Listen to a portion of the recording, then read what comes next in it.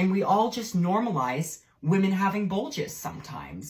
Real quick, this is my alt channel, and my main channel is in danger every day of getting banned as a result of talking with these amazing people very candidly. So please do me a favor and subscribe down below. Helps me out a lot. Get the hell on it, doggone it.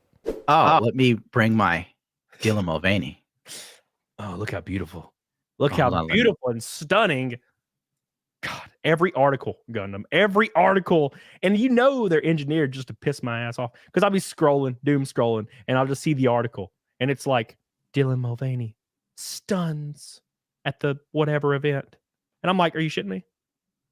Stuns? I see that you're not experiencing trans joy right now. Let me try again. Yeah, stuns. You know they wrote that headline just to get me to comment some bullshit, right? That was the whole design, was they wanted to get me to comment some crazy shit, because I'm gonna do it. I fall for it every time too. Every time. I've been following Dylan for years, and it is like watching a phoenix arise. Before, Dylan was just a gay man. Then slowly Dylan unfolded they them herself like a Cadbury bunny egg full of progressive ideas that spilled out all over the lap of America. And before you knew it, Dylan was getting surgery to look like an 80-year-old woman. Would you if there was a bunch of sponsors that lined up like Bud Light and they're like, here's $5 million, would you like just go down the path and just put the face on and just do the shit and just make the money? Wait, and then, put the face on? What do you mean, like makeup and stuff? Yeah, just like kind of like, you know, soft transition. Wait, whoa, soft transition. Yeah. What the fuck? You know, so like, put on makeup and stuff and look like a chick. Yeah, that's the soft transition. Now, before in the good old days, they used to call that a sweet transvestite. Yeah, from transsexual Transylvania. You know, for the money at this point, with the way life is going, I would probably do it for the cash. I mean, I did it in rock bands for far less money, like $300 gigs, thinking I'm David fucking Bowie. Yeah, I would do it. I would 100%. Now I can't. But do I get to keep being me? Do I get to keep being the same piece of shit that I am? Because I'm very used to being garbage. Maybe, but you'd have to do it behind closed doors, because you'd have to be like, oh, I have to be Gerard from like the Completionist. Yeah. Okay, what happens if I slip? Because I'm gonna slip. You still get the initial money from all like the sponsorships, though. I would go for it then, because I'm gonna slip, and then when I go down, you know, and people go, he said something that was phobic, and I can look in the camera, you know, like this, and be like, yeah, fucking right, I did it. Yeah, you already made $5 million. Who cares? Yeah, like that's fuck you money. Yeah, dude, I'd be all about it. I'd do it in a heartbeat. I had a guy in my chat one time said he wouldn't, and this is very simple, by the way.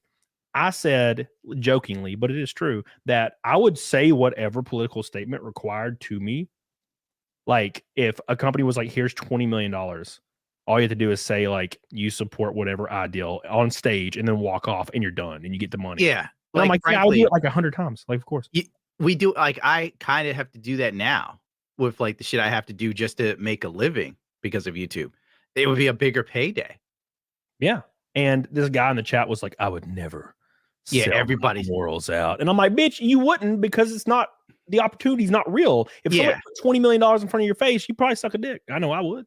It's like people who yell about, like, admittedly, I make fun of Twitch thoughts often, but well, okay, I'm not a good example, because I did have like some Twitch thoughts offer to bang me, but I didn't trust them.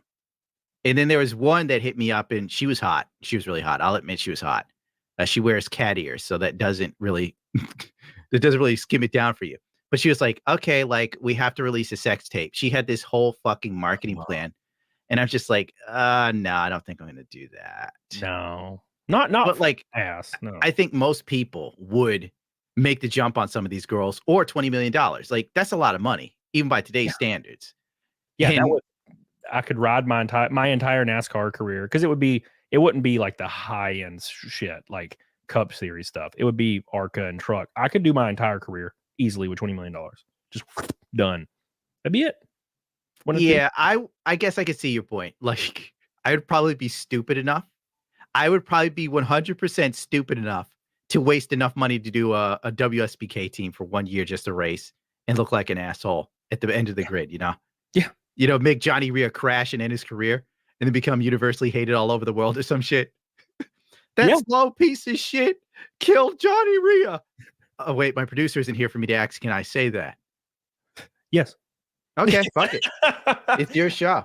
No, the thing is, like, that's all you. When it comes to money, you can do that kind of shit. I mean, that's actually how motorsports works currently. Yes, exactly. Like if I you're know. every single driver or a racer of every single motorsport that's kind of a large motorsport, their father is the CEO of the sponsor of the car they're driving. Nepotism. That's how it's been for the last 25, 30 years. There is no Earnhardt anymore. There is no Jeff Gordon that drove sprint cars and then just Ernie Irving, who's that? Fuck him. Yeah, those guys are gone. They're long gone. So it's pretty much understood that when you get to NASCAR, you have to, fund the rides you're running. But if you can get some solid sponsorships, then that's where everything changes. The issue is for normal people, you don't really have access to that. I have people that watch my show that have companies and they'll be like, I'll jump on board. Hell. And that helps me a lot. But I'll give you a sticker to put on your car with my insignia on it. It'd be beautiful. Make sure that you crash with the sticker. Very prominent in the crash. I want to see that.